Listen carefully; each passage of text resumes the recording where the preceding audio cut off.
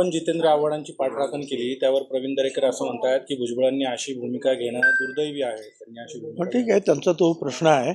माझं म्हणणं एवढंच आहे की मुख्य मुद्दा काय आहे, मनुस्मृतीचा चंचू प्रवेश आपल्या शालेय अभ्यासक्रमात होता कामा नये. त्याच्यावर थ्रस द्या ना, त्याचा निषेध करा, त्याचा विरोध करा.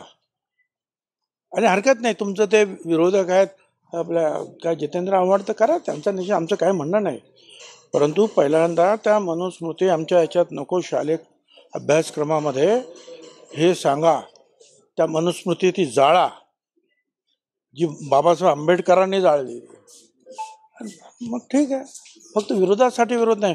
आमची जी आयडिओलॉजी आहे फुले शाहू आंबेडकरांची, मनुस्मृतीच्या विरुद्ध उभं राहणं, आणि त्याच्यासाठी जो जो उभा राहील त्याच्या हातून एखादी चूक झाली तर आम्ही सांगतो झाली चूक. परंतु इथून जर मनुष्य जर मुंबईवरून तो तिकडे गेलेला आहे कुठे त्या चौदार तळ्यावर, आणि त्याच्यावर ते सुवर्णनाथ चिटणीस जे आहेत नातू पण आहेत तिथे, आणि त्याच्यामध्ये चुकून ते झालं. परंतु त्यांच्या पाठीमागे भावना होती की मनुस्मृती ही जाळणे आहे. ठीक आहे, चुकलं, आणखीन काय, त्यांना काय करायची शिक्षा कर, माझं काय म्हणणं नाही.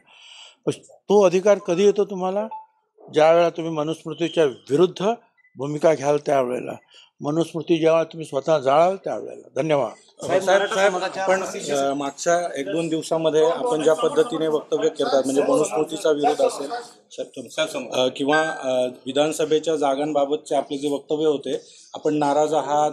चला, मी नाराज बिराज काय नाही. मी फुले शाहू आंबेडकरांचा समता परिषदेचा पाईक आहे, आणि मी ह्या अशा गोष्टींमध्ये जे आहे मी स्पष्टपणे बोलतो. खोटं बोलणं मला जमत नाही. काय विरोधासाठी विरोध मी करू शकत नाही.